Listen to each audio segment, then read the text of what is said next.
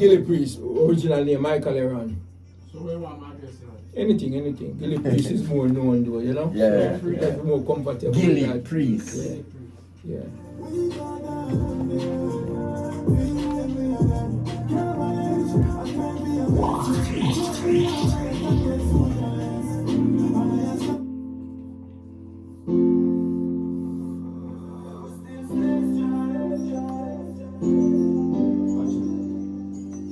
Fall and rise, fighting for all our life.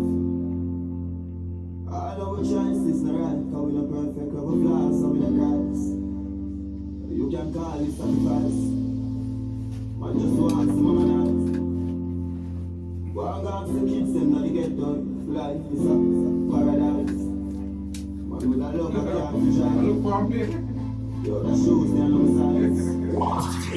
The shoes and so we do it now and cheer. We still have to survive. Champions just gonna light up. We don't know how to fight. My future the right now. Like just to ask me to show my mind. We still stay strong. Still stay strong. I'm sure for my life whenever we go for the rough days. Still stay strong. I'm still for my life whenever we go when the rough days on you. Bit too young for me to change. Some me used to wish to move my peeps them out the ghetto. Every youth to reach. Another night without the food that me used to this. And we don't fight and we don't lose, but we not new to this. Mommy, when I couldn't find the money, I'm cool with it. Straight to that we must buy a house with a pool in it. Child, you're not busy, give me few minutes. Protect me, yeah.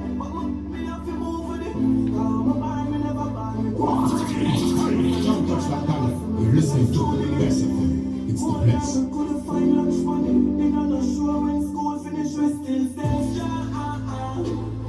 Still stay strong. I'm sure for my life whenever we go for the rough days.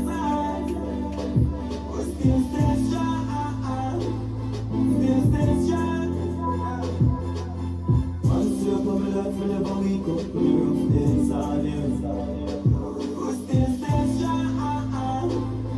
Still stay strong.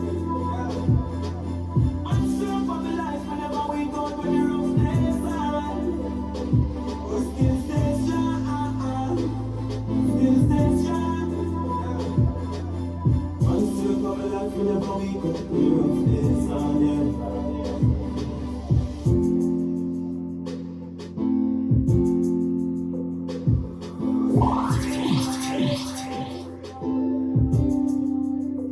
Yeah, well, right now you're tuned into Bess FM. This is Kimani Man speaking to you. Keep it locked right here. Love you. Gillie Priest. Yes, greetings one and all. Welcome back here at Bess 100 FM. As you all know, throughout the program, we have a segment called Express Yourself. Express Yourself. The number to dial is 279-8473. 279-8473. Gillie Priest. Yes, I'm there. Is the name of the virgin. Yeah. Who there with me in studio. I want to know, for the sake of my listeners.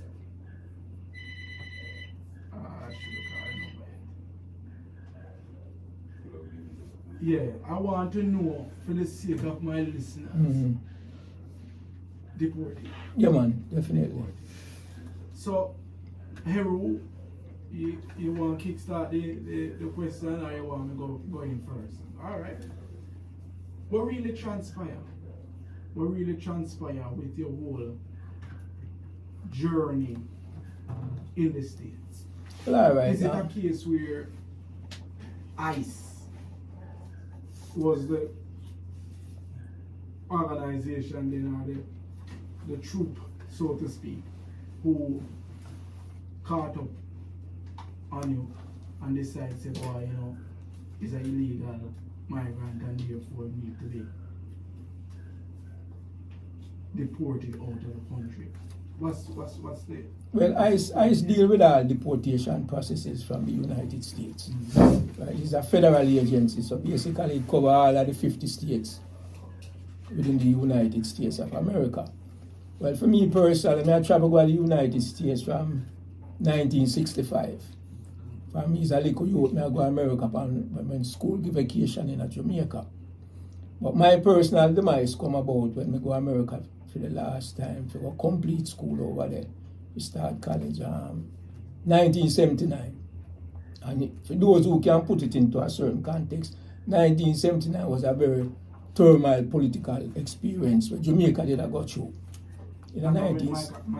Michael Manley time. Yeah. So when me go to America now, within that time, enroll in a Manhattan Technical College and everything, me get arrested, and basically in a nutshell where it come down to was that me and another individual who them give to me, as we refer to in our colloquy terms, as a crime, which is a co-defendant. But you use a colloquy term, crime in the United States, that we go into the United States selling marijuana, using the proceeding to buy weapons and sending back the weapons to Jamaica to fight politics. That some of the weapons got mixed up, and when the weapons got mixed up, the person who was doing the transaction with the weapons that were ordered to be killed, so got convicted for murder in the United States based upon the allegation of the Bronx County District Attorney Office. And at the time, I spent my whole life basically in prison in the United States. I did 45 years in prison in America. Basically, all I encapsulated in my autobiography, the whole political intrigue corresponded between me and even P.J. Patterson in the book. Everything in the book, I make a presentation to the eye with a copy of the book. And if they would like a copy too, I do the copy. So basically, in a nutshell, I go to prison in America as a political prisoner. The Jamaican government tried to assist me, let me say half-heartedly. Some government tried, some government kind of took a hands-off position for my imprisonment. So that's how basically my experience went in terms of from a political perspective. But one of the reasons why I don't to expound upon the political experience too much, I try not to separate myself from all of the deportees. Even though I am coming from a political imprisonment position where the Jamaican government was aware of, I don't want to separate myself. I want to be inclusive. I say, me is a deportee. And me is a man who don't really run from that terminology. Others may have a reason why they run from it. Me not run from them things there. Basically, because I have a conviction in myself and know myself. So that's what basically it is. Well, we find the stigma that is attached to people who have been deported. Business people don't want to employ them. People think that they are all gun runners sort of thing, or they are ganja smugglers. How do you think, what you could do to remove that stigma that is attached to deportees? Well, first, we'll say, well, we put it in the proper context. Because most of the things then what you know when you go through the world, the things then what people gravitate towards are where they run from. Now, one of the things where I may always put it in that context, I say, Marcus Garvey was the first deported from Jamaica, but he's a national hero in Jamaica. So what Jamaica tells us is this: if you can get big and get recognition, and everybody can latch on like leech and get something, you will be accepted.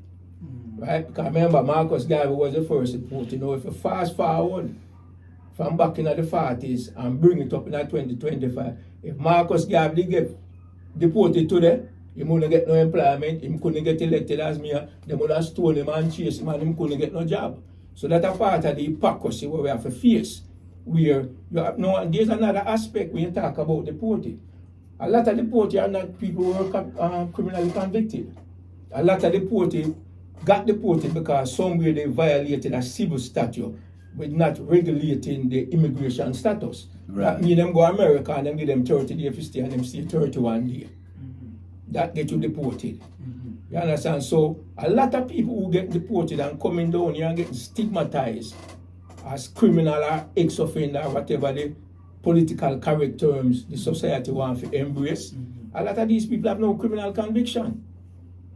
A lot of these people just fail to regulate and standardize their status in the United States. Some of them go there on vacation and some of them stay. Some of them went there on vacation, applied for permanent status, did not follow through with the process. You saw that immigration scoop them up. You get deported. Now, what happens when you get deported? You come to Jamaica and you come and face a system that what? It lumps all so-called deportees together. Both people who are civilly prosecuted and people who are criminally prosecuted.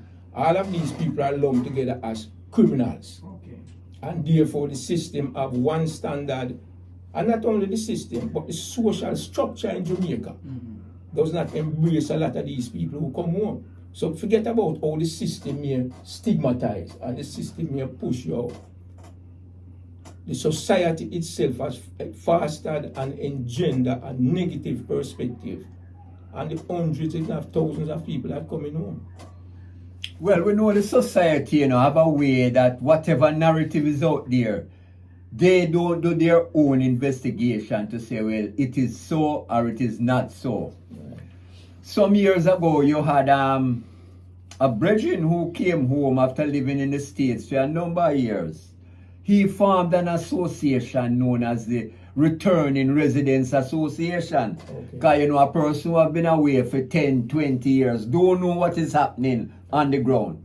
So he started that association, the Returning Residents Association, to help get work to reintegrate them into the society. You have any vision of something like that, doing something like we that? have a vision with that. We form an organization forged by time. And what it is even though it is fashionable for people to go into non-profit, I personally resist forming a non-profit. So I come from a profit-based social enterprise, able to build and striving to build an economic base where you can employ people, where you can use people's skill. You can create a data bank and say, okay, for example, the porters have X amount of plumbers, X amount of construction workers, electricians, and find places not only to employ them within our own organizational structure, but build also a referral system where we can refer them to different agencies. Because this is what happens. A lot of time when these brethren get deported, you're talking about some of them left Jamaica at 6 months old. Right? I'm just taking it to the extreme. Yes. Right? And them get deported, them come here, they have no family, they don't know to navigate the system, they don't, you know what happened? I'm going to use my personal experience. When I returned to Jamaica, What year? I came down here May last year. Alright. Stick up in now. Yeah, man. Because we're up on the corner and it ain't here reason. Yeah. May last year. Which year you leave? When I left Jamaica, I left Jamaica 1979. The last time when I left Jamaica was 1979. So that means say touch phone never level. Touch screen phone. No, man. Rotary phone in my time, man. Alright. So when you come back now last year, when you face, were you surprised at the growth? Well, I never really surprised to tell you the truth, because when you're coming from a politically conscious base, buildings and road don't really fascinate you. No, man, I'm not talking about that, man. You're I'm talking talking about about the shift in culture, the society, the whole mindset there. yeah, man, I see the difference in the mindset, man. Well, me give an example. I'm going to give a little minute example to touch upon it. So take me back to when you first land back in Jamaica. Like I said earlier, when I first land, the average things when man did express to me that would fascinate me, it never fascinate me. Me I come out of a system where the prison have tablet, the prison full of bandula phone. So the technology itself never grabbed me as though it would have grabbed somebody who never exposed to it. Truly. When me come out of the system, me have tablet. Me can text, even on the phone right now, me I text man in the prison. Them can text me every day. Them ask me to do them favor and me link them. Technological wise, yes, there's a learning curve. And that learning curve get basically expanded because I'm an age, right? When I learn as quick and fast as the little yo, I'm kind of tend to shy away from it and call people and say, show me how to do this and show me how to do that. Right? So that the part of people that tell me, say, okay, this is where going to fascinate you and this is when going to do this. When you go to Jamaica, you're going to see this type of building, you're going to see this type of highways, you're going to see this. It never fascinated me, even though it had a massive impression upon others. because I was able, based on my state of consciousness when me go through, I was able to separate building and road from progress. Okay. You understand what I say? Yeah. Development and progress are two different things. Truly. So from the BSA, yes, there was a longer learning curve for me, and still a longer learning curve, but the fascination and them thing they never hit me because I did have access to technology in the system, computer, phone, whether it's legal or it's illegal, So, all right, tablet. so take me back to the time now. Yeah, just land society. You see a different set of generation.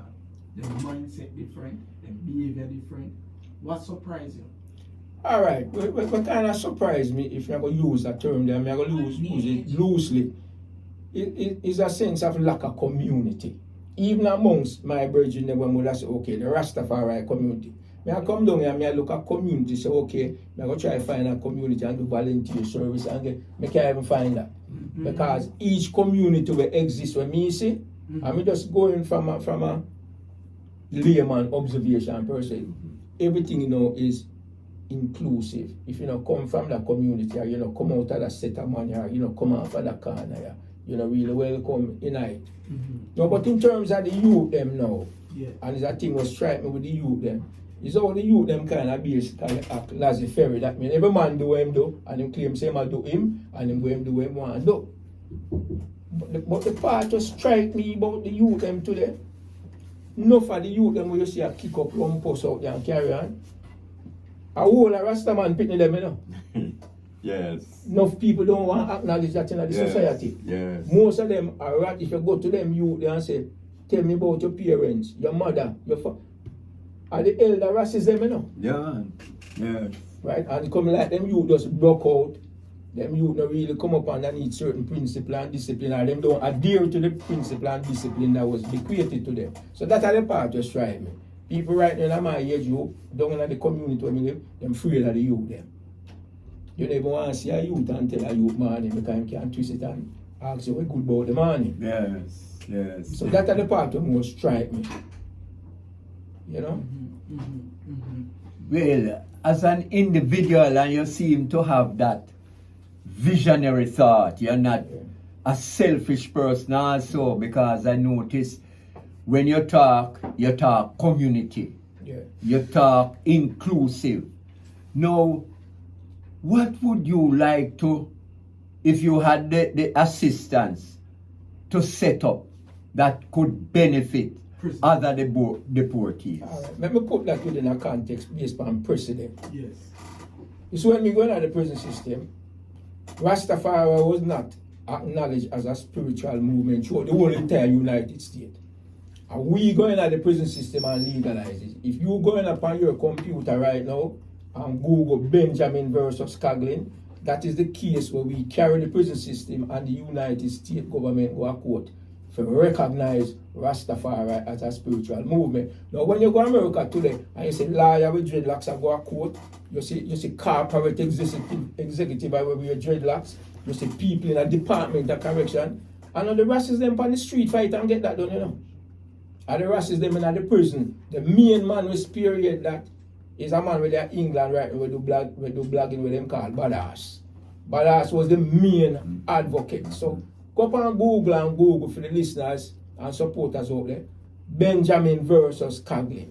It is a legal precedent. We set the precedent for the acknowledgement of both state and federal acknowledgement of Rastafari throughout the state. We established an organization throughout the Caribbean and Africa. No, when I say this precedent, we involve in an activism from the system. Yes. It is the precedent. So when we come out, you know, I'm speaking for me, and it's not new for me. I'm an advocate before I go to prison. I go up amongst racist store and 53 last street as a little youth. So I'm an activist. So when we come out, you know, I say, okay, most people I say, non-profit. I say, no, I'm not involved in the non-profit business because non-profit tie you to a chain financially to the corporate system where you're going to have to dance to them too. But if we build a for-profit base that involves in social enterprise, and that is the vision when we come down here with. To build this for-profit social enterprise engagement system where we can build our own corporate structure, employ with people, and now upon the peripheral of it, that's where we're just going to do referral. What that mean? It means that Whatever services we can provide to the deported community, we can refer them to the appropriate people and the appropriate agency. The support where we are look right now, we are put on a conference, right? A reintegration conference for the deportees, and it's slated for August 17th, down by the Simon Boulevard building, downtown Kingston. And Say the date again. the date is August 17th at the Simon Boulevard building at 10-12 North Parade. That's right across from the park downtown, right at the corner of Church Street and North Parade. And this conference is for basically a multi-purpose function. We want to meet people from the state, representatives from the state, specifically from the health department, the security department, to bring in people that have concern. Because there's a whole community that are concerned about the deportation, especially with the election of Donald Trump. The country is anticipating hundreds, if not thousands of people will flood the country as deported. There's a high level of anxiety, both within government and civil society. What are all these deportees coming back to Jamaica to do? Is it to be involved in crime? We first have to embrace these brethren and sisters the moment them step off of the plane. We have to say, what are your concerns? Because let me give a personal experience to me. You see, when me land in Jamaica, me come to basically a family structure. Me have a house to go to. Me did have somebody who know how to navigate the system. But I'm going to show you a critical thing what I think is important to this discussion. Of all the people that I know in Jamaica, and my political background in terms of me went to prison in America as a political prisoner. This is a sad situation where me face, and where a lot of the virgin them going to come face.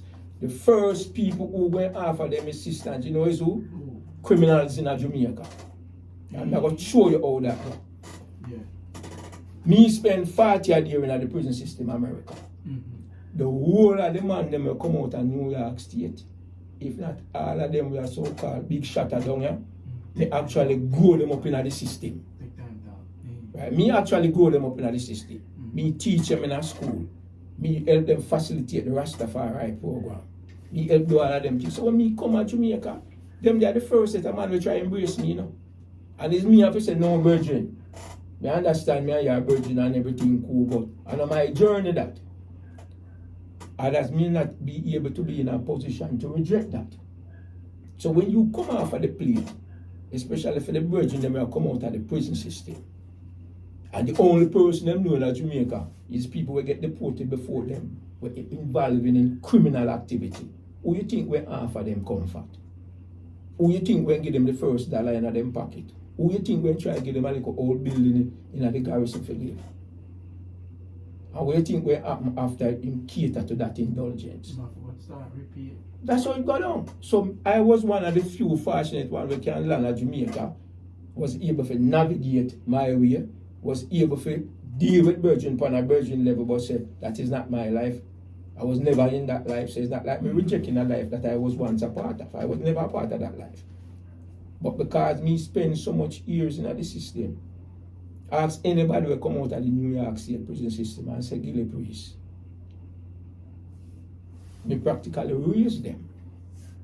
So that kind of give me some sense of credibility now by dealing with this conference, putting this program together, and because me come out with a certain credibility to the system, me believe that I can influence them to a certain degree if I can meet them basic need. Because every human being is captive to his first set of needs: food, clothes, and shelter. So that is how me kind of see myself in the program. It's not that it's not that I recommend the business. Yes, and you articulate well, and you have a good vision also. Because as I said earlier, you're not a person that just look at self, that, boy, me alright, so me no business with another man. Right.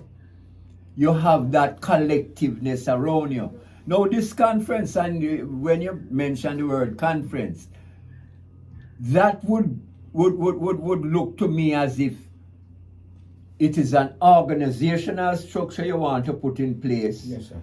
And as you say, you're not into the non-profit. Right. You would love now to harness all the different skills from all these deportees and possibly set up a business establishment. That's the main objective. That's the main Excellent. objective. That's the main. The thing is this. Excellent. A lot of these organizations that you see established down here to give some form of assistance to the deportees. A lot of these ideas were germinated from in the system, right? A lot of it was, yes, sir. Come close. Yeah. A lot of it was germinated from in the system. But what that means, when a lot of the virgins come down here and them try to do something positive, because I'm not the first one trying to do this, the facts of life intervene. Food, clothes, shelter, family, lack of family structure, all of that intervene. And what happens when the basic human being need intervene? People get distracted to the real issues of life. That's the whole thing, right? So because me come down here and me have a little structure coming out of the system. I was fortunate enough to come out and have a little structure to surround myself with. This give me enough time. Because remember, all progress come out of human being having the time for leisure activity, right? Any human being who can indulge in leisure activity don't have time for himself, not nobody else. Yo, repeat back that. Because that's a powerful statement that the king making an arrow. Because what we see now, really and truly, we distract the people from the pressing issue in society. And because them have to pay rent, I eat food, them not have time to worry about 31 million and how much people in a Gaga in a pot. Man, I look food. Bread and butter issues. Yeah, man. So repeat back that statement. Right, you see, I go back again, and it's not something where I invent, but it's a basic human knowledge where it's general, right? When you study human development, leisure, free time, is what gives society the ability to develop. But that is what gives every individual human being to indulge in other things that is not literally attached to food, clothes, and shelter.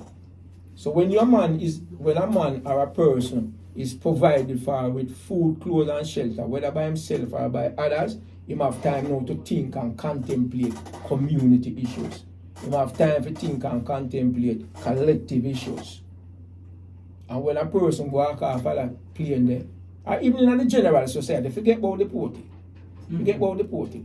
The average person in a Jamaica, especially if they come out of a community background, whatever that may constitute, we don't have time to contemplate a collective self of consciousness, because we have to get up and spend all of our waking hours and work about food, clothes, and shelter.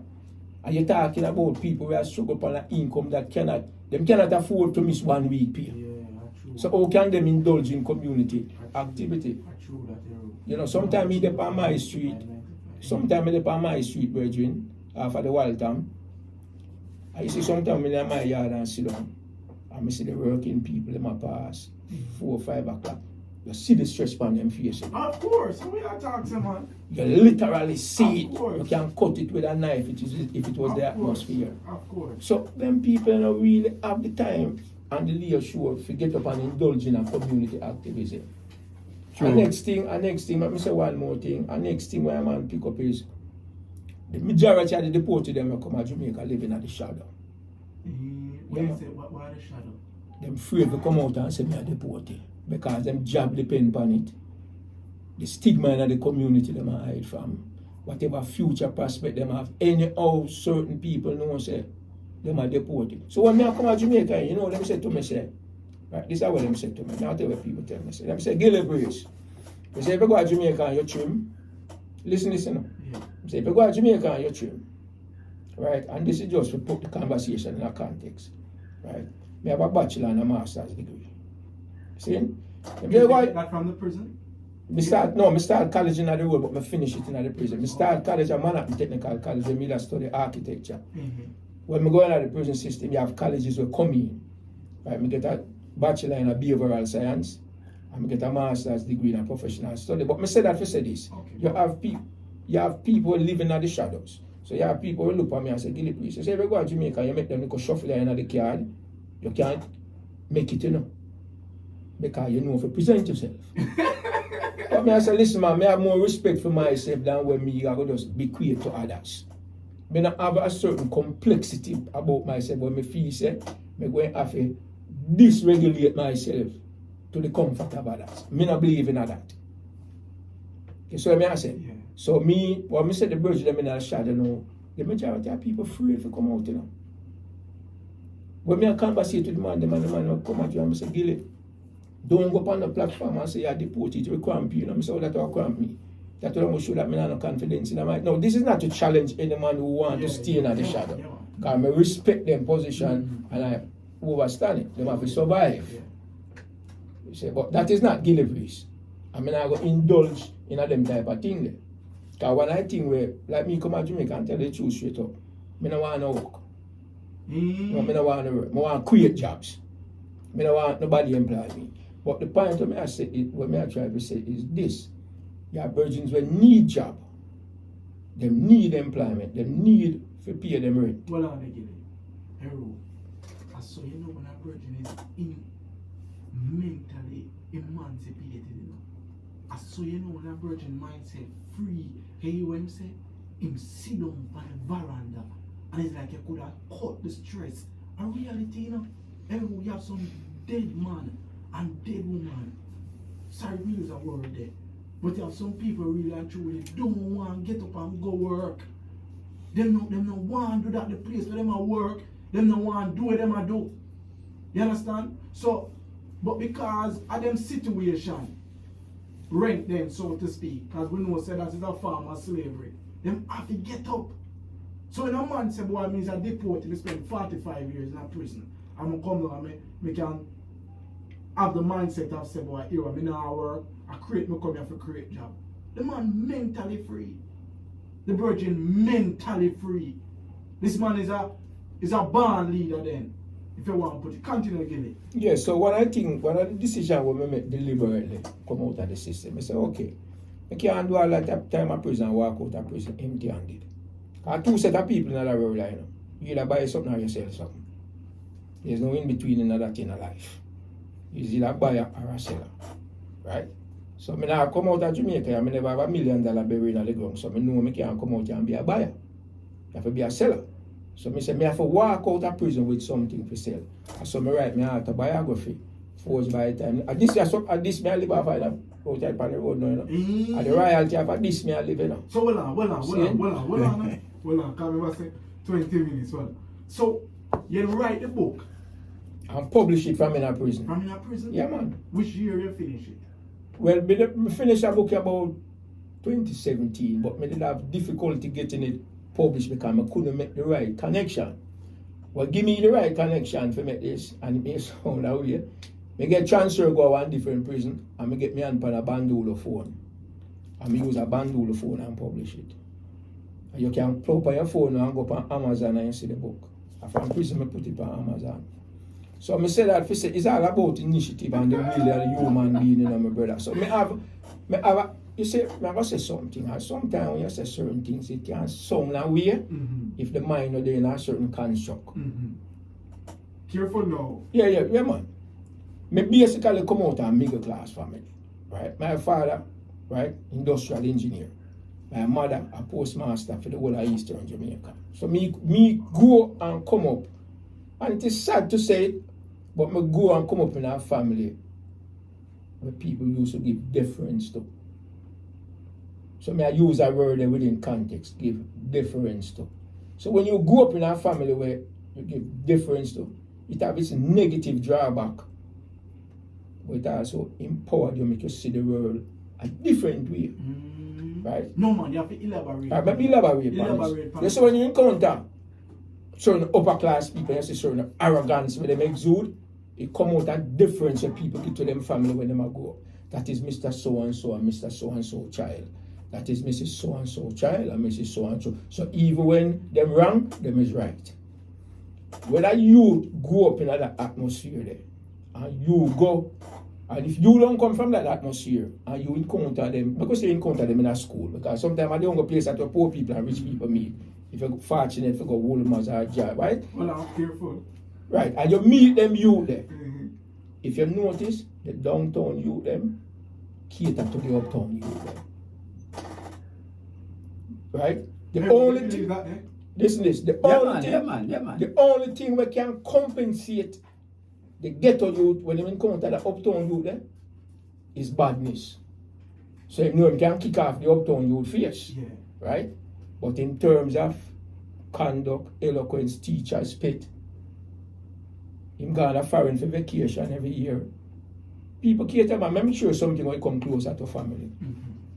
You have some rich family uptown, we have poor people in their family live downtown, right? Yeah.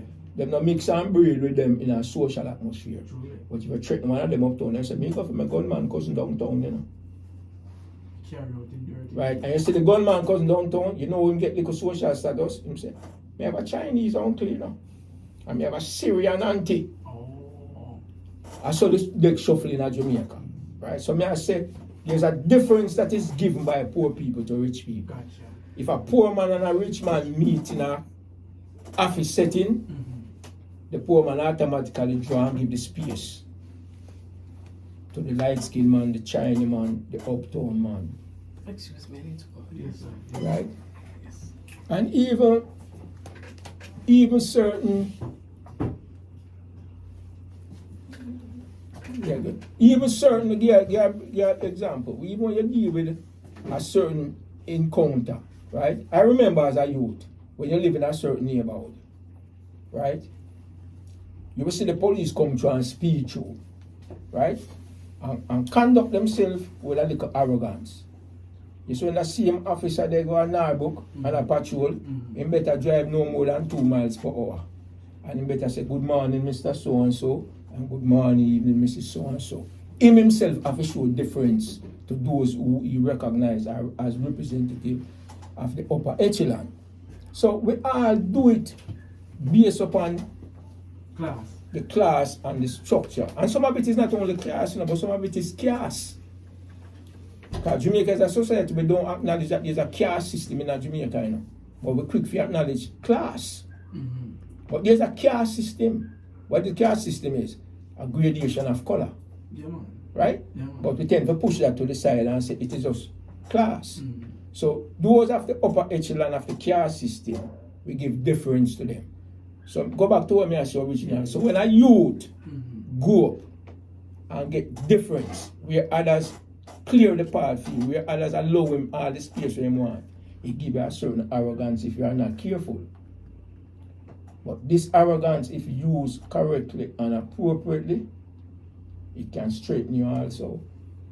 Because it gives you sometimes the proper sense of entitlement. Not all sense of entitlement is proper in a brethren. But when you have a proper sense of entitlement, then it empowers you. And this sense of empowerment can carry you far away. You just have to know that you don't become abusive with it. You don't apply its negative aspects. Because now you become an aggressor and an oppressor with it. You see, so that is the structure will come out. So for me personally, coming from that type of background there, I'm not easily fazed by people and them status and how them talk and them credentials, and I'm not really fazed by them things there. You understand? Because I can carry my water, right, to my own satisfaction, not necessarily to the satisfaction of others. Well, on the Gillie. When them first catch you, what me kind of digress, because I know, you know. Yeah. When them first lock you up there, Yeah. when did that go through your mind? You did a mad out? No, let me tell you what go through my mind. Yeah, and it's a basic thing. You see, when you get convicted and they might transfer you from the state facilities when they might transfer you from the county facilities. Because each person, if you don't get convicted from the federal level, when you get convicted at the state, you get convicted by the county. Yeah. Brooklyn County, Manhattan County, Queens County. The counties will convict you if you're not charged for a federal crime.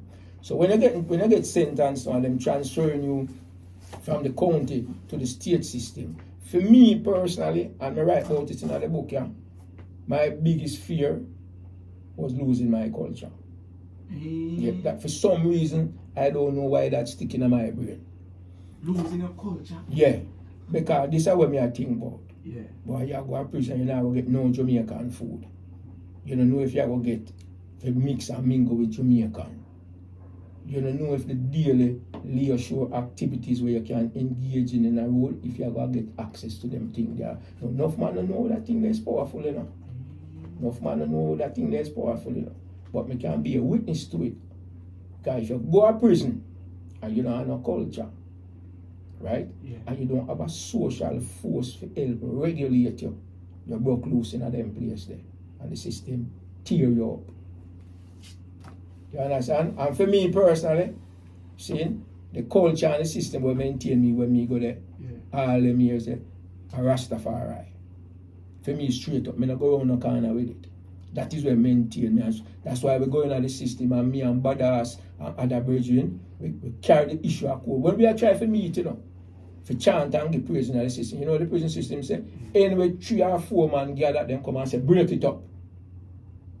I don't know that the yard they could have gathered. I say, no man, we are carrying this a court, man. Yeah. And we carry it a court. And one of the sad stories, let me show them something with this. When the court ruled in our favor, like me say, you can look it up and go. Benjamin versus Conklin said precedent. Right? It is statutory laws throughout the United States and it is persuasive laws throughout the whole world. Right? Without, I don't really want to explain what I mean by statutory and persuasive. Okay. Them there are two, and when we establish the CAU organization and the Rastafari collective worship system, them there are two entities that gave us the right to meet in a congregation setting. In a prison, you can't meet in a congregation setting unless it's sanctioned by government, you know, because them think you're organized against the state. Yeah. Under religion and culture, if you get them to acknowledge that I use religion in the Babylonian context. If you get them to acknowledge it, now you can get congregate service. So hold on, stick up in now. So that means you meet up with Rastafari. Right, you get a room. The prisoner have to give you a room. Yeah. And the prisoner have to give you a Sabbath time. And you go down there. And when the last place when we left out of fiscal, when they call Rasta services all 150 man. Let me tell you something about prison when we learn, my brethren. Listen to this. You see in a prison, you can't meet and hold no collective under no PMP banner. And you can't do it under no JLP banner. Rastafari in the prison system is the only banner where everybody, I'm man run a Rasta. You say if you're not putting me upon the Rasta call out to come a service, you ain't go war. I show you the power where it have in a family. Yeah, go ahead. Right? All social or criminal structure will exist. I don't care what level of man crime charge for. You see, as long as them come out of the Caribbean community, and the Sabbath over there, some prison make you keep on Friday, some prison make you keep on Saturday, down the ram. And we call it with the reasoning. This is because we carry the case of court, you know. You chant? You chant? Eh? You chant? Yeah, man, you have drumming and chanting and singing and man, then go around and go burn them ganja where they're not supposed to have burn. You don't know how it's set already. See, but the point of me I say, that's how we get to engage culturally to strengthen each other. And this you go down there, you hear the Jamaican music and musical blast and all them things there. So it reinforces us. Let me give you an example. When you take a Bob Marley song there, right? The band and I go up and I listen to Bob Marley, right? And we can sing the words and repeat the words. You know, so when you go to prison, you hear it for the first time, Ras. When I say hear it for the first time, I mean you lay down in the cell and you listen and contemplate from all the different nuances where all these brethren them are sing and a chant about. Yeah, man, the meanings of the words Yes. come to you. And that is very where you vivid. get, Very you get vivid. sustenance from. Yeah, man. And this you get your strength from. It's just like in Zimbabwe when the man them in Zimbabwe said they felt like giving up and they heard Bob Marley music, that inspired them to rise up and Same thing in the system. push on. brother. Yeah, man. So Same talk thing. to it more about the book. What the title of it? Alright, the title of the book and the name of the organization, you know, Forged by Time. And I think it is basically in a sense self-evident way. What I think, the time is where help forge me. The time is where help formulate who I am as a person. You know, yeah, man, I said to me, say, Gillie, when you go to prison, did prison change you? I said, no. I said, what do you mean prison never change? I said, I never go to prison and need change. Some people go to prison and need, if you're out there rob, murder and rape and keep people, you need for change. Right? That was not my indulgence. So I never need for change, I didn't need for go. Gotcha. That is my thing, I need for go. Gotcha. Because when you think about prison exists on the word rehabilitation. Mm-hmm. But most people don't realize that that word is a derivative of habilitation. Mm-hmm. And if you ask a man what rehabilitated mean, me can't tell you. But when you ask them what habilitated mean, most of them can't tell you. Right? But what habilitated mean is that you were socialized proper from birth by your family and the civil structure. Rehabilitation come in when you walk away from your parents' guidance and the guidance of the society and you start indulging criminal behavior. So when you go to prison, they're going to have to rehabilitate you. They're going to have to re-bring you back Okay. to the proper teaching where you neglect, where they start from your own. So when me tell them I go to prison, I never need no rehabilitation. Because I was habilitated and I maintain my habilitated status. So when me need to do as any human being, whether they're there in the world or they're prison, you need to go. You never feel like give up? No, I'll tell you why I never feel like give up. For me personally, because I see enough man come in there and give up. As in, end themselves? Yeah man, will come to prison and get 1 day sentence and hang himself, man. And yeah man will hang himself in the middle of the sentence. I know one bridge when named Dave will come from Kirk. After him, he might do like 5 to 15 years. And him do the 5 year and go to the parole board and that just bust him skull and him go out there play ball one day and yeah, I don't really play ball, but sometimes I go out there and watch the bridge with him. And him tell the man, him say, yo, I leave and go home tomorrow, you know. And him say, man, stop chat madness, man. You know, just get it at the board. But when did he really tell the man him out hang himself? Some man kill himself by using dope. Deliberately, me attack. So you see the book coming in a different form and shape. But I'll tell you something with me personally now. When me did I go a trial, right? The lawyer one day tell the judge, say, you see this client time attack me. Yeah. He said that youth is a very abrasive youth. Right? Abrasive is a sense of arrogance and you push back on things when you not agree, right? Yeah, man. Okay. So just when me get convicted and go to prison now, I'm going there with that sense of the abrasiveness there. It is now me versus uno. And me I go see who I go give in. You saw me I said I'm going there with that challenge there from my perspective. No, but Gillie, 45 years, everyone. 45 years though, and the system not break you. Because you see, remember when we said earlier, you know, you see all your years, my brethren, have a lot to do with how you deal with challenges in your life. See, and you see when you're raised a certain way, or a lack of raising a certain way, then it makes you become vulnerable or not to the challenges. Because your man when you go to prison, the system still buck him out, so you know. Yeah. You see what I mean? Yeah. So, Well, one of the things I realized, you were very focused. Yeah, man. Very focused. Yeah. And this is the underlying thing that I'm looking at now. Mm-hmm. You're at this point Yeah. and you are looking forward to the conference. That Yeah. out of the conference, what would you want to happen Yes. coming out of that All conference? right. It have a manifold aspect to it.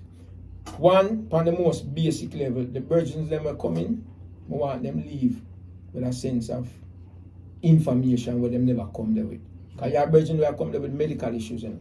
Your virgins will come and even know how to process them national ID and all them things there. We want to be able to give them the information. But first, we want each person leave there academically imbued, meaning that information, but it doesn't mean it have to be practical to each and every one. But would I like each and every one come there and get something practical to their needs. So we can say, brethren, what is your issue? My issue is I don't know if we go about get medication, you know. I have a nurse already there on schedule when come there, and this nurse when give a presentation, walk them through the system, or forget that. Come to housings, we have people who can give referrals. These are the basic needs where them going at. But the top priority coming out of them thing is to be able to liaison with some form of government agency representative where we can form a symbiotic relationship with in terms of trying to alleviate society fear, lifting the stigma with upon the community, and create a financial structure base where somewhere in the future, these brethren who cannot get employed from the civil society as it presently exists due to the stigmatization, we can assist them. So we want to go meet people with influence, people who can open doors, both civilly and governmentally and whatever, and say, can these brethren are coming down? Because this is one of the things in a family. Well, yeah. Go ahead. What you have to realize now, you have to interface with the Social Development Commission to assist the reintegration process. The Ministry of Justice also would facilitate through the different organizations that they have. There's one on Oxford Road, I'm not remembering the name now, that they help the integration process. We do a rehabilitation program in the prisons. It's not in progress now, that's the UNIA. Yeah. And whenever one finishes their sentence, they would interact with these agencies that would help to reintegrate them into society without the stigma. Right. So, just listening to you now, we have to get in touch with the SDC, the Ministry of Justice, and the Ministry of Culture. Definitely. And also, I'd like if we could get in touch with the Ministry of Health. Health? Yeah, the Health Ministry. Why? Because this is what happened now. A lot of the brethren that are coming out of the system, and people forget about just coming out of the system. People getting deported, period, coming to Jamaica with medical issues. And a lot of them were given standardized medication from the United States. So once them land, them don't know where to turn to get medical issues. This is what happened. When you land at the airport, as a deportee, you meet with a person from the Ministry of Health, you know. But the process is so rushing because them deal with an average of 40 to 60 people every month. Them cannot entertain personalized questions. So what them tell, well, if you have any medical problem and you can reach out to the ministry, people don't know if you can reach out to the ministry like that. So the Ministry of Health is bringing someone from this agency and tell them, say, here is a number. You can call this number, and from this number, it will direct you to how to get your medication. Some people get deported and they do not even have them prescription.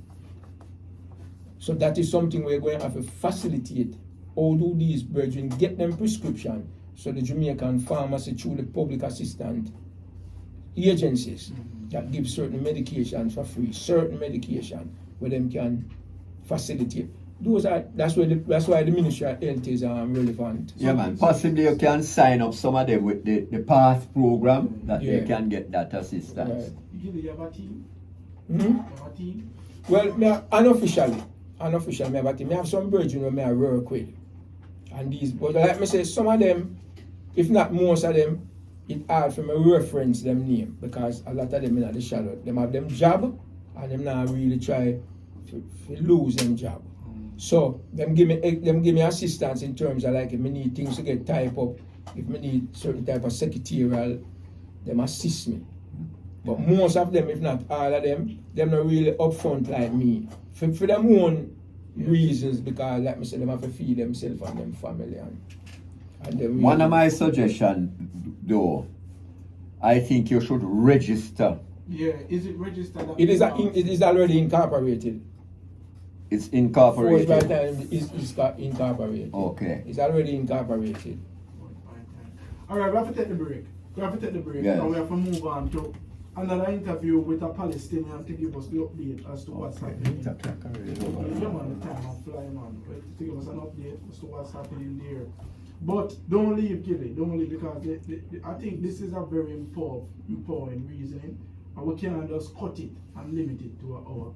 So we're going to come back to it, but we have to take the break and then move forward to the other interview.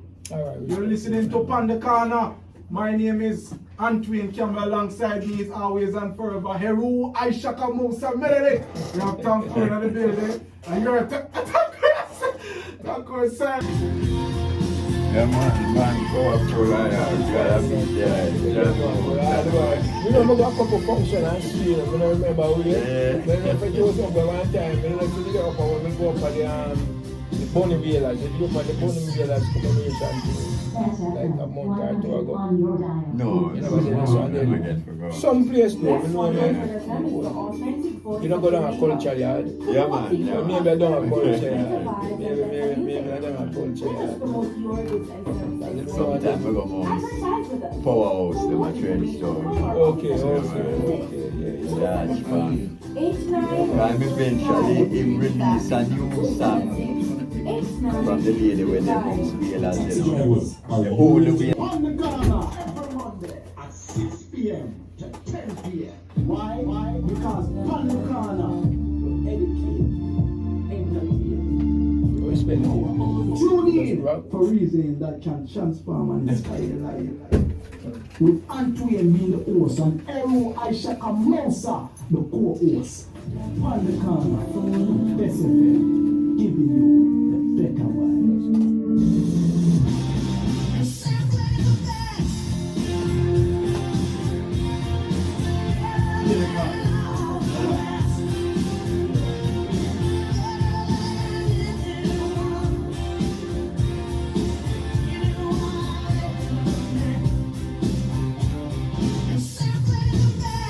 Bess FM 100 on your dial. Keep listening. Alright. Oh, there you need God is the greatest. Alright, so we're gonna try continuing here.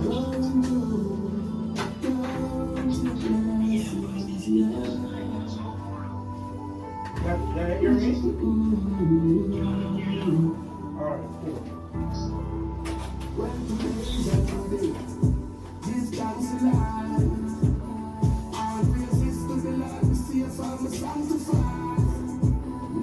That was 24.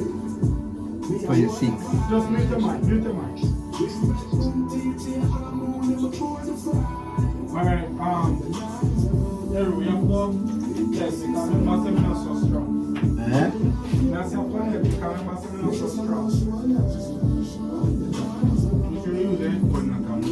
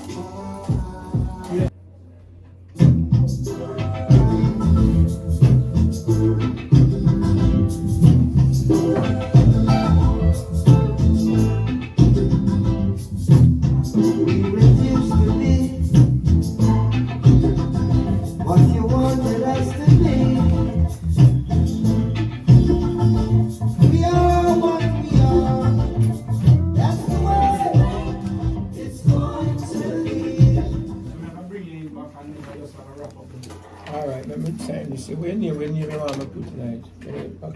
And Pandagana. No, no, give me one. No, you No, one here for you. Remember all what to do.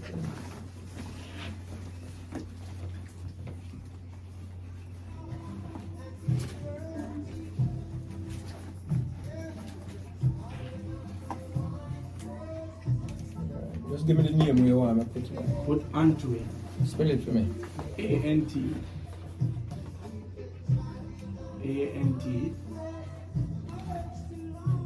W-A-Y-N-E. A-N-T. W-A-Y. W-A.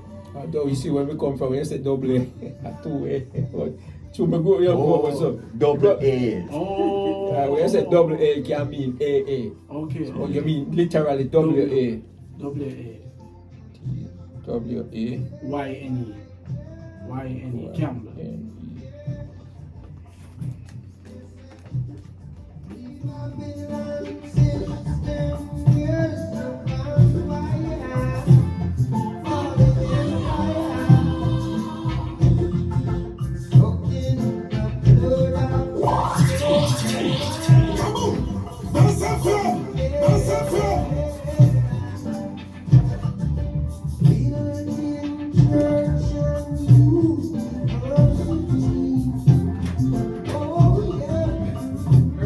Gillie. And fuck over it. You ready to the one, okay?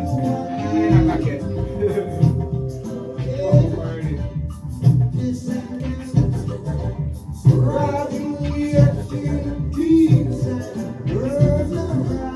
What you listening? Yes, we're there with you here at Best 100 FM. Pan the corner each and every Monday, 6 to 10 p.m. We want to give thanks to the persons who are still with us. You know, Neil always on film radio pan how we call it, Clark. Every Monday, you know. Yes, as you all know, my name is Antoine Campbell. Alongside me is always and forever Heru Aisha Kamosa Menelik. I know we see kind of a pack of your dog. I say, I'm not calling business, please. I'm still a priest, Gillie priest, in the building with us alongside Tankor.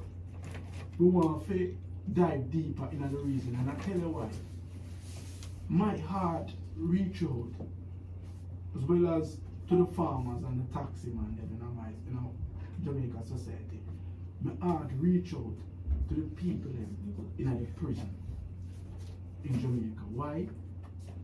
It's like me hear them cry out about the infrastructure and the lack of opportunity them face in the prison, because number one, them not have nowhere to waste, produce them waste, do things. You understand? Two, the building and drop down. Them have it on video. Prison has a video where the building, whole building a collapse and them in there. You know what you say? You get the opportunity to get 2 degrees over there, or complete 2 degrees over there. I doubt that even there you're in Jamaica. So my heart really cry, because even though some of them commit the crime another the time, I don't feel like them supposed to endure that type of that treatment there. 45 years you spend in a prison, 45 years, and can still now come out and stand up with 2 degrees and have the mentality of I am mentally free, even though you come from a certain background when you go in. But the system, even though it breaks certain man, it never breaks you. Which show that there was some sort of rehabilitation program there that could keep you sane. But here in Jamaica, it's as if a plantation they put them on mentally, where a man now come out, or a man coming out of the penitentiary mentally free is little to none. You understand? Him not come out as a changed person. Then maybe him no want to go back, some no want to go back because of the harsh treatment where them face with the infrastructure and the water. But they are not pushed back into society as a renewed man. For say, boy, in the prison system here, me write 2 books, and in the prison system here, I am going to take it upon myself that I implement a rehabilitation, an effective rehabilitation program, so that my brothers them were in there and coming out can stand on their own 2 feet. So talk to us about the book, Forged by Time, how I survived 45 years in prison. What inspired? Alright, I went tight again to something else, because you touched on something a while ago which relevant to the book. We speak about the prison system in Jamaica. I don't know how much of the listeners are the virgin ever hear about a virgin where they do prison time in Jamaica named Mario Hector. Well, Mario Hector is a man who said president in the prison system. He said president in the prison system in Jamaica. And through the Human Rights Organization, Mario Hector they write a book named Death Row that was published by the Jamaica Human Rights Committee. And what happened with Mario Hector was, Mario Hector did go up on death row. Them come from out between Jungle and Waterhouse. It was 3 of them get charged in the late 70s, early 80s, I can't remember, maybe late 70s. And he went on death row. And when he go up on death row, it was like 40 odd man up on death row. And a large percentage of them got convicted for murder that was committed under 18 years old. While there was a law in Jamaica, a statutory law, that said no one could be sentenced to death for a crime that was committed under 18-year-old. So Mario Hector went to prison, 3 of them. And while him there in prison, him start to advocate. Say, advocacy is what change prison, you know. Prison don't change prison, and the system don't change prison. Prisoner have to learn to advocate, meaning challenging the system judicially. Right? So when Mario Hector do, when him go up on death row, him start advocate that prisoners should have the right to learn and study and be rehabilitated. Mario Hector was the one who initiated schooling at the Jamaica prison system by corresponding courses through the University of the West Indies. Any man who can get them hand on the book, Death Row. When you read that book and read how antiquated the prison system was in Jamaica, I can give the virgin them one example will come out of that book that we name Death Row. When a prisoner get a bar of soap from the prison yard a morning time, and you use the soap, you have to lather up your hand them with the soap and make it dry on, so for the rest of the day you have soap. So all day you put little water upon the soap and regurgitate it. Just think about that for a minute, you know. You couldn't have a bar of soap in the cell. So when the guard come and lend you the soap, and you use the soap, you have to come up with a skill where you lather up your hand with the soap and make the soap dry on. Mario Hector is who changed them things in conjunction. But the greatest thing will come out of that book when you that I'm going to show you how the virgin them drop the ball in Jamaica. Him advocate for studying in a prison.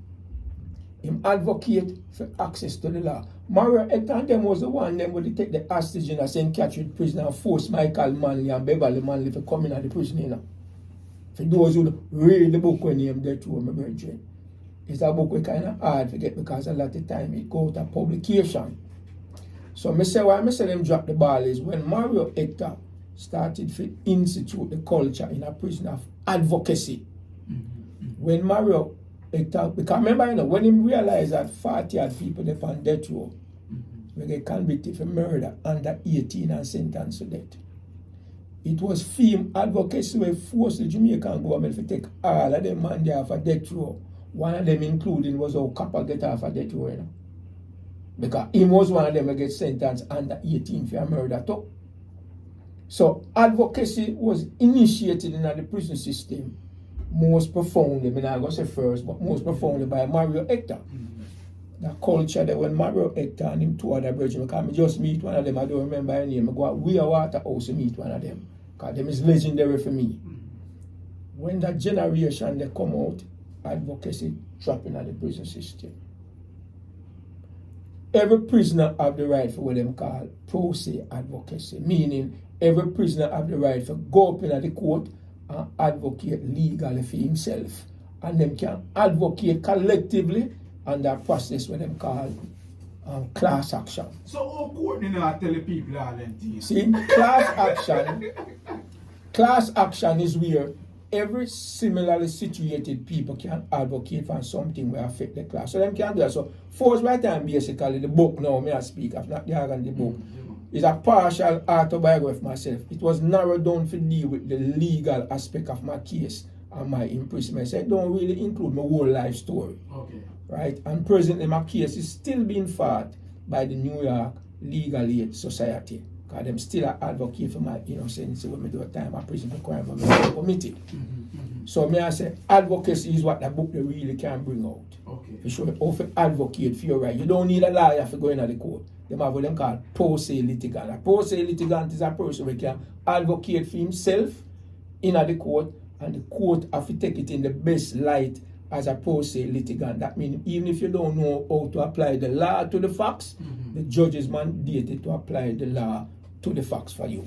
Thanks to the brethren them for the opportunity so we can come here and express my perspective and views upon the deported community within Jamaica. And I always available to the brethren them. If the brethren them need me for coming in again, whatever the occasion may be, I am available from the community base and standpoint there. Okay. Well, you know, it's a real eye-opener.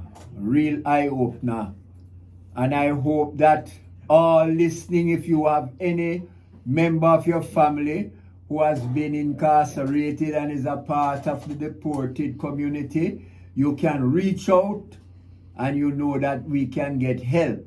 Now, the conference that is coming up on August 17, a very significant day. That's the birthday for the right excellent Marcus Mosiah Garvey. The first deportee. And as my brethren reminded us, Brother Marcus was the first deportee. So we're going to really come out, support this cause, and any linkages that we have, we'll make it available to that association, because I know we have to have an association set up with a governing structure. So, give thanks, Brother Gillie. And as I said, you have really opened up my eye to a lot of things that I didn't know. Really appreciate that. And can I give out a number, please? Yes, sir. Yeah, Yes, man. sir. We may be contacted at, we make them be contacted at 876-880-0827. 876-880-0827. Thank you very much. Sorry, so the interview for Coach Shah. Yeah, man, a life, man. We're giving our listeners the opportunity to express yourself. 279-8473. 279-8473. I don't know if you want to stay for one question, because I'm on my call. Yeah, man, you can do that, man. I don't know if you want to do that. Gillie Priest is the virgin name. You know, I never know that you could advocate for yourself in court as an inmate. I never know. Yeah, man, and you can advocate on behalf of others also, as long as it is an issue that affects more than one. That's what the court referred to throughout the whole world as a class action. I never know. As long as you are similarly affected by the same issue, whether by omission or by commission. But for a person, you will not understand the law. You understand? And then now suppressed by all what one. The thing is this, let me give you an expression. When he's a pro se litigant, when he's a non-lawyer advocating on your behalf, when you're advocating for yourself, the court have a process where them say, when you initially file a complaint in the court, all you need to do is state the facts. You don't need to state no law. State the facts. The court will apply the law to the facts to determine whether or not you have a legal issue. So you don't need no law to go up in the court. Okay. You need facts. Not in Jamaica. Is this. The court does not expect a pro se litigant to know the law. Nowhere in the world does the court expect a pro se litigant. I mean that somebody who don't practice law to come up in the court and deal with law. When you get an application, because I go down to the court and get an application, you need facts. There's facts we have to apply to specific law. That means if you say this man violate constitutional law, you state the facts and then the court will look and see which part of the constitution was violated by the facts when you state. I walk half a tree court, I walk half a tree square, a police take a back and lick me in the head. Right? I don't know the law really, but I know there's something wrong. Because you have a thing in every country in the world what them call common law. Common law is every law is outside of statutory law. Meaning, me and you in the society know this is wrong and this is right. Yeah. I know you don't have the right to stick me hand in my pocket. But I don't know which statute say you're not supposed to stick your hand in my pocket. So once me go to the court and say, listen me, I walk off with you and this man, stick him hand in my pocket and take my wallet. The legal mind is when we go and say that is a violation of statute 125-23. You just make up the number. Yeah, whatever. Every statute have a number. It give a number, right? What I'm doing at Jamaica, I tell you what I'm doing at Jamaica, because me go land authority over there if I go straighten out my property land title. I forgot to break one. Yeah, man. Go through, man. Right, and when I go there, the first thing the little man behind the counter said to me is, Mr. Aaron, you need to get a lawyer. I said, nobody can mandate me to get a lawyer, nowhere in the world. You only can force a person to get a lawyer when that person can afford a lawyer. Once a pro se litigant demonstrates that he does not have the finance to retain a lawyer, the court can't block you say because you can't afford a lawyer. Right, man. Right back here. Gillie, what you say? You don't apply for a lawyer. pursue a case in court? No man, by law, you referred to as a pro se litigant. You can go up in the court. You can defend yourself in a criminal charge. You can defend yourself in a civil charge. You can petition the court for any violation, whether collectively or singularly, whether by omission or by commission. You can. One of the things what the court will do sometimes is this: when you go in at the court, say you get charged with whatever, and you go in at the court, right? You have the right to self-representation. But what the court will do sometimes is this: they will appoint a legal lawyer to stand beside you in order to direct you with procedures. Oh. Right? You're still doing self-advocacy, you know. But procedure, the court will say, for example, if you're going to make this motion, you have to do it within 30 days. Okay? You may not know that. So they put a lawyer side of you for whisper in your ears and say, if you want to do that, you have 30 days to do that. You understand? Gotcha. Your right to self-representation come out of the British common law. The British common law is a law that existed in England before they had written law. The law they still take precedent in Jamaica because it was the common law where they bring from England, was the first law where they instituted in Jamaica before they instituted written law. That is what common law means. Okay. Common law is any law which was never written back in the days. So just like when you're going at the ghetto, right? Right? You know much unwritten law there in the ghetto? Yeah, man. Don't violate that thing, you know. Yeah, man. Yes, you repeat, that is a common law. True. It is unwritten. In But the ghetto. in the ghetto. Common law one time did apply to the whole country. It still applies to the whole country. So if you have a law today in Jamaica where the written law conflicts with the common law take precedent. Yeah, it take precedent. If there is a conflict between the two of them, the common law take precedent because it is more ingrained in the consciousness and the psyche. And if you just like if you narrow it down to in the ghetto, you know, the common law in the ghetto is deeper ingrained in the people than the written law, you know. Yeah. A man knows it. If you owe the man the money, pay the man the money because the man will chop off your head. Right? Yeah. That's a common law. That's how you narrow it down in the ghetto. People understand that. Right? And always see sometimes when common law come in conflict with written law. I know a man where lend man money. The man won't pay him. He go back and forcibly take the money from the man. When them forcibly take back the money from the man go report to the police, so them lock him up. So when them go to court and them explain to the judge, you know, them say, but my money, and me the lend the man the money. You have a right to go take my money. The court are going to make him know, say, no, you don't have that right. If the man take your money and don't pay you back, your job is to go report it to the police. Not to grab him and take back the money. So I just use that as an example where you have a man on the street that rely upon common law to get back your money. But the written law say no, if the man take your money, you can't hold him and take it back. You must go report it to the police. So that is where you have statutory law come in conflict with common law. In a basic, simplified sense. Gotcha. You have that. So that's how it is. But human being must always have self-agency, you know.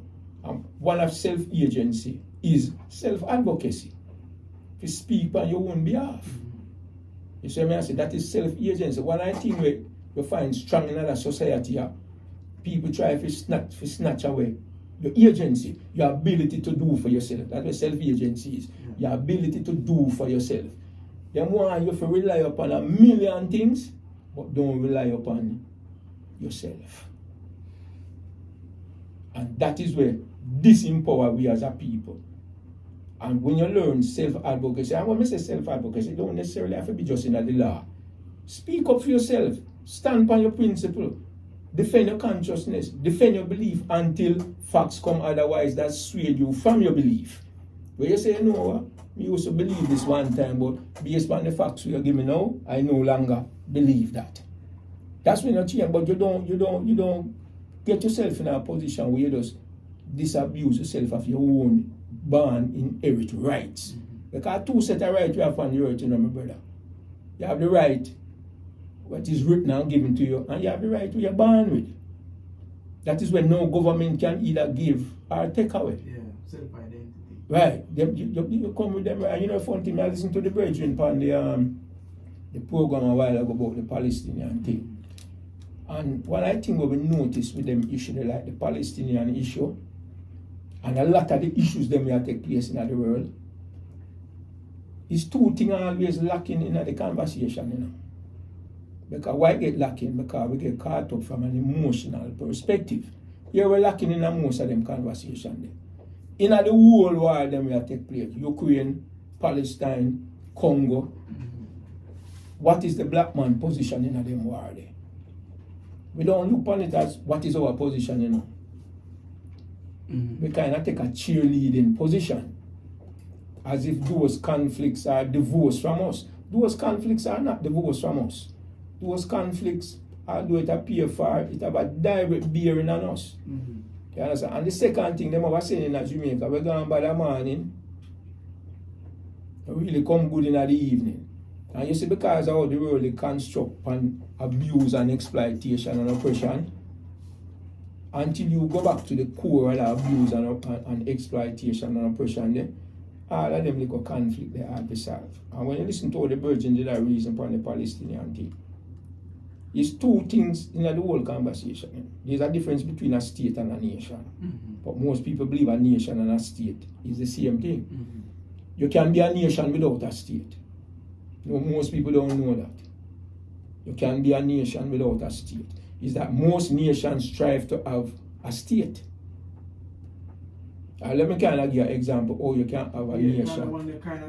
Nation of the people, really. Right. The nation of people with a similar culture, way of life, language, that's a nation. Alright? Let me give you an example. Say America invade Jamaica tomorrow and take it over. Right? And institute American laws to suit American people. Okay. And we still in Jamaica. The Jamaican nation still there, you know. But the state is not our state. Yes, okay. You see what I say? Yes, sir. The Palestinian people is a nation whether or not they have a state or not. Even though Israel and Europe may try to take away them state, them can't take away them nation. Because nationhood is a people's hood. You get what I say, my virgin? Yeah. So you can't take away a people's nation. But you can take away the people's state for a period of time and them struggle and fight and defend themselves. But in America, there are many nations that exist within the American state, you know. Many nations. But it's only one state. And people want them own state, meaning you want your own government to govern yourself. You see? So no matter what the Israeli government do to the Palestinian in denying them a state, them cannot deny them nation because them is already a nation. Similar language, similar culture, similar desire. And them really. But all of them, the root there is nations and people because we were in love, you know. When you look on where we're going in Israel. Yeah, when you look on where we're going in Israel. You see what we see a play out in Israel today? We have lived the witness to what did happen to we as a people, you know. You know? So basically, thanks again, Virgin, for inviting me in. You understand? It was very fruitful. And I'm glad we get the opportunity, and I'm glad we take the opportunity. And I would love to be offered the opportunities whenever that possibility arises again. And whatever we like, we discuss, whether the same deported thing or other issues. You know? Thanks, Virgin, and thanks to you, the Virgin, and so. Give thanks. Respect, my brother.